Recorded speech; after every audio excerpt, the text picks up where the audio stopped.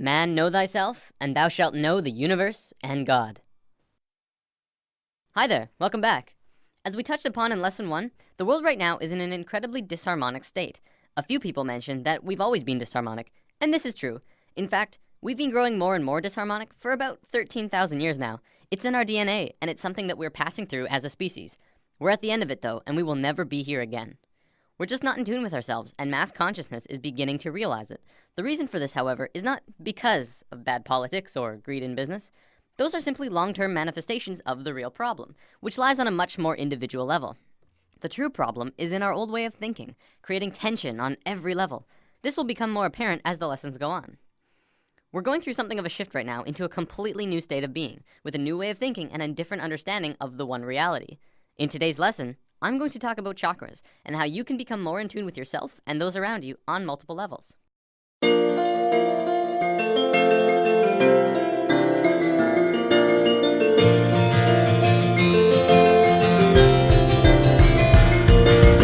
Now, for us to even start to understand chakras, first we have to understand the basics of light and color.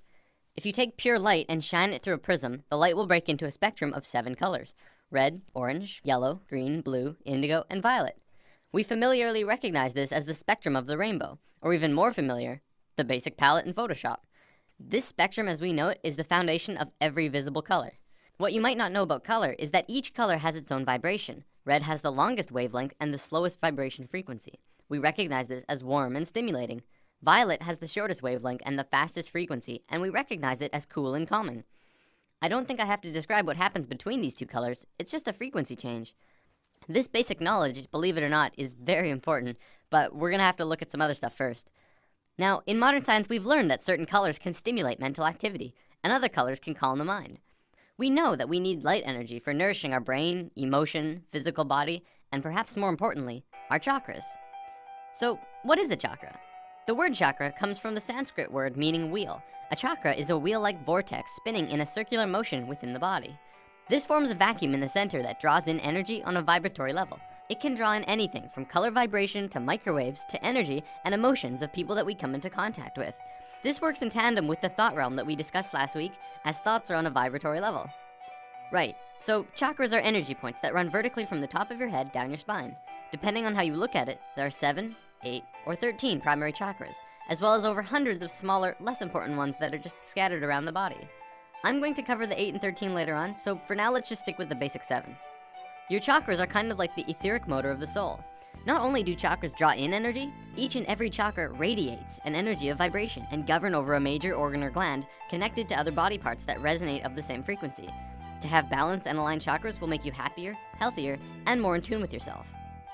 When one chakra center is out of sync, it may eventually affect the organs and glands that it's connected to, and cause chakras neighboring them to also go out of sync, causing a chain reaction and many bodily imbalances.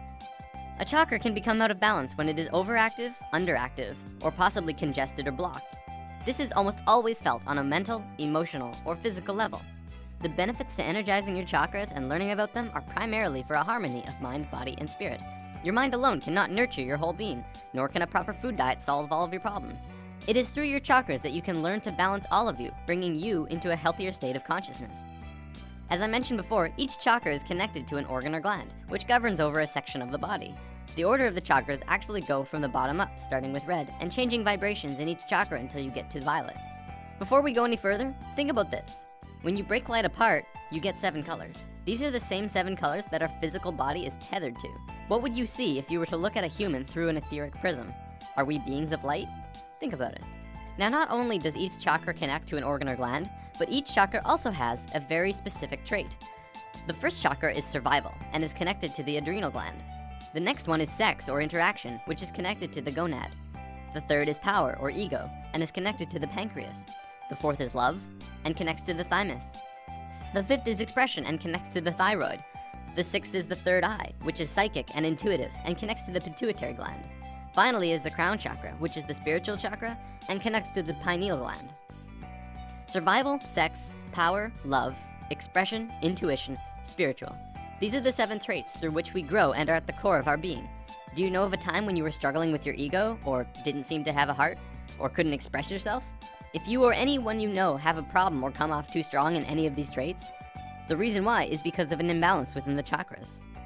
Okay, so we know what chakras are now, yet we haven't even begun to scratch the surface of this topic. For the remainder of this lesson, I want to talk about methods of opening, activating, and charging your chakras. I feel like it will be more beneficial to you at this point. As we know, each chakra resonates to a color that we just discussed. Doing things like wearing clothing that matches the color of a chakra will cause it to resonate. I remember when I first learned about this, all of my chakras were closed except for my throat, which was way too open. The reason for this was because my bedroom was painted blue, as well as my bed sheets were blue, and every night I would get a chakra boost in that one area. Sunlight is our main source and provider of light, heat, and energy. Sunlight itself consists of energies in the form of cosmic rays, gamma rays, X-rays, visible light rays, infrared rays, microwaves, and even radio waves. Lying in the sun for half an hour can give you a powerful energy boost. Eating food that matches the chakra colors are good as well. Eating red tomatoes and apples are good for the root chakra. Eating greens are good for the heart. Does this make you want to eat healthier? Color baths are a really relaxing way to open a chakra. You can get this organic fluid that you put in your bath, which changes the color of the bath. You can just lay back and relax and get an energy boost from the water itself. Finally, and this is the best way to open your chakras hands down, go get Reiki. I kid you not, it is the equivalent of spiritual surgery. You lie down and become super relaxed. A Reiki master will then individually go over all of your chakras, opening the ones that are closed and aligning them. See, Reiki masters are people who have had spiritual training on seeing your chakras. Yeah, they can actually see them through the third eye. They learn to move energy throughout their body and connect it and flow it into yours. It's a very amazing process. You may have to ask, but Reiki masters can also typically communicate to your higher self for you and ask you what you need to progress in your path. Reiki itself is growing more and more popular in the last 15 years, so it shouldn't be very hard to find a number of places near you that have it. If you're serious about this and you don't know where to start, Reiki is an excellent first step. Medical science has proven that toxins and impurities, including negative thoughts, chemicals in our food, and other pollutants can influence the body. If these are consistent, chakra imbalances can manifest, which may eventually affect us on a mental and physical levels. Traditional healthcare at this time is unable to naturally or totally alleviate symptoms or cure all of our problems. This means it is up to us to improve our health conditions. We cannot forget about our whole being. In today's society, we put way too much emphasis on independence and not enough on interdependence. Our chakras are interdependent of each other, and we need to take care of all of them to take care of our whole. And that's basics of chakras. Believe it or not, we haven't even begun to scratch the surface of this incredible and complex topic. Chakras 2 will be a few weeks away though. Next week, we're gonna look at indigo children and super psychics. See you next week, and so it is. Colors of the rainbow shine so bright. Every time I look